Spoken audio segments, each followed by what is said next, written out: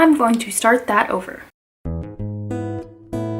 Hello everyone and welcome back to my channel. I'm Amy. Today I am here to do the Bookstore Book Tag for you all. I was tagged by Acacia from the Chaotic Little Book Corner. So thank you Acacia for the tag. I'm not exactly sure who did the original tag or did this video originally, but if I can find it, I will link it down below for you all. So if you're interested to learn about the Bookstore Book Tag, then go ahead and keep watching.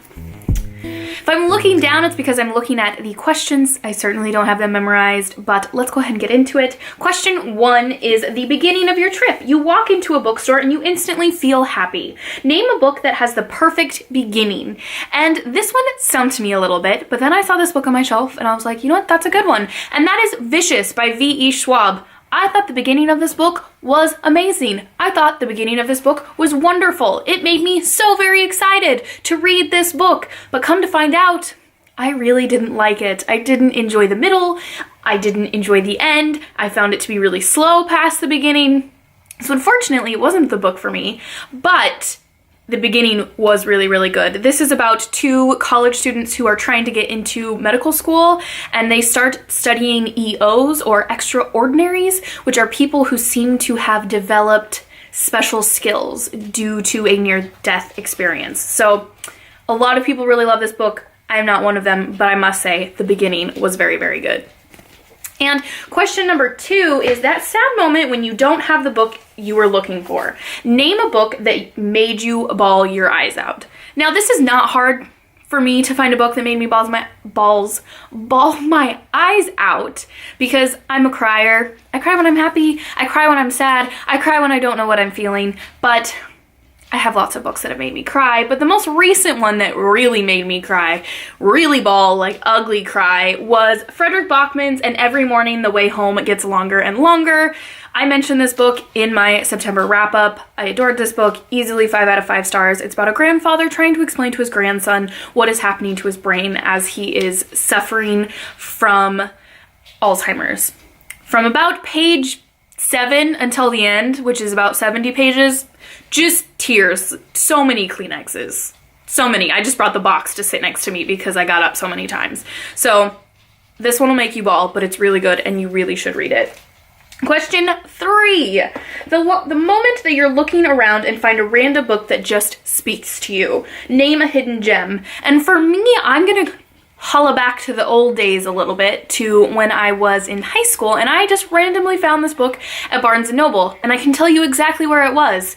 In the exact section that is no longer the YA section, but was at the time, and that is A Countess Below Stairs by Ava Ibbotson. This is a really interesting story about a Russian girl named Anna, who after the Russian Revolution, being a countess, she has to flee Russia, and ends up taking a job in this really wealthy, well-to-do English home as a maid. And it's about her learning how to be a maid and try to get around in this world without exposing her identity, and also dealing with her feelings for falling for the young lord of the house, or the man who will inherit all of these things, and his feelings for her, despite the fact that he has a really nasty fiance. This book is a lot of fun. It has to do with eugenics and crazy people and a wonderful, fun cast of characters. It's been a while since I've read it, but I really, really did enjoy it, and I've never met another person who's read it before, so if you have read this book, let's chat about it.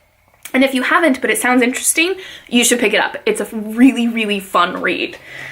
Question 4. I'm out of breath.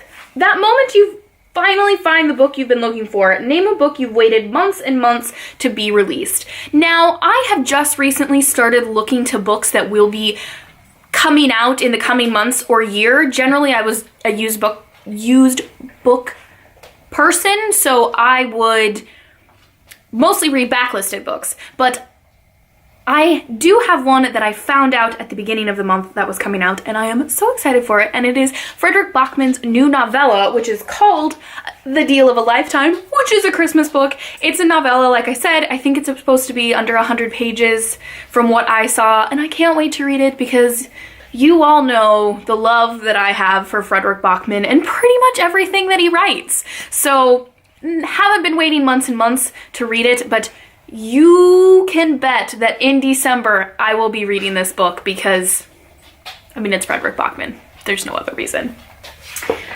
Question 5. That moment you see a book with a gorgeous cover and you just have to have it. Name a book you bought purely because of the cover. I've mentioned this on my channel before. I am not a cover buy person. Covers draw me in, but I always read the synopsis to see what the book is about, and if I'm not interested in it, then I don't read it. But books will catch my eye, and then I'll read about them and be like, yeah, I want to read this, or I'll hear about them. In this case, I heard about this one, and that is Norma by Sophie Oksanen. Sophie Oksanen. And this is the story about a girl with magical hair that reflects her emotions and her environment and other people's emotions that are around her, and her mother supposedly commits suicide, but there's something that makes her think that maybe that wasn't the case. Haven't gotten around to reading it yet. I do plan on that soon. I say that about every book that I haven't read, but I mean, this cover is just so beautiful. Probably one of my favorite covers that I've ever seen. Just the artwork and the colors and everything. I just love all of it. So definitely the closest I would come to a cover buy, but like I said, I wouldn't have bought it if I didn't think the story sounded interesting. Question 6. The moment you have to pay a lot of money for your books, but still feel very happy you finally have them. Name a book that made you suffer, but you were happy about it. I read this book this summer, having really not known anything about it, just saw it at Costco and I was like, that sounds good, I'm gonna read that. And that is The Nightingale by Kristen Hanna. Oh my goodness. This book does exactly that. It makes you suffer. This book rips your heart out and rips it in two and then tramples it and then throws it in a blender and is like, here, you can have it back now. But dang it, if I don't just love this book. This book is really amazing. It's about two sisters during World War II in France. One is in occupied France and the other is doing what she thinks is right for her country, and it's beautiful. If you haven't read it, I know this book has received I'm now making up words. Received many, many awards and accolades, and there is absolutely a reason for it. It's a beautiful book. It is a bit of a chunkster, but it really hooks you in and grabs you, and there are a few twists and turns that you don't necessarily see coming. But this book made me suffer. I sat on my back porch and cried like a baby, but damn it if I didn't love it. And the last and final question is, walking out of the bookstore feeling super happy and excited, name a book with the perfect ending. I have two for you guys. I'm going to start with my children's book choice, because when I read this question, I was like, I don't know if I have many of those, because there's usually something else that I want to have happen in a book, or they're just so cliche happy that it seems kind of like a cop-out answer. Maybe that's more of my problem, but I adore this book, and specifically the ending. And this is Gaston by Kelly DiPucchio, pictures by Christian Robinson. And this is about a little French bulldog who is raised with poodles. And then when they go to the park one day, they notice that Mrs. Bulldog has a poodle in her babies. And then they switch their babies back, but they just don't fit in. But then they just learn to be friends, and the poodles are very fancy, but they teach the bulldogs how to be fancy, and the bulldogs teach the poodles how to have lots of fun and get dirty. And I love this book, and it's wonderful. And if you have kids, or if you don't have kids, or if you breathe, you really should get this book and read it, because the illustrations are gorgeous. If you love dogs, dogs, that's all you need to know. And it's just a really cute, really sweet book. So go get it and read it. I really would like it in a hard copy. This I bought from a Scholastic book order, but it's such a cute book and I love it, and the ending is perfect.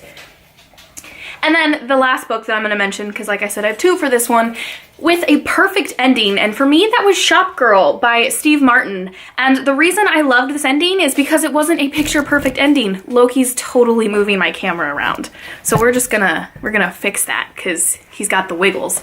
But let's see here. Where was I? This ending is not a picture-perfect ending, but it's really realistic and leaves you feeling very, very satisfied.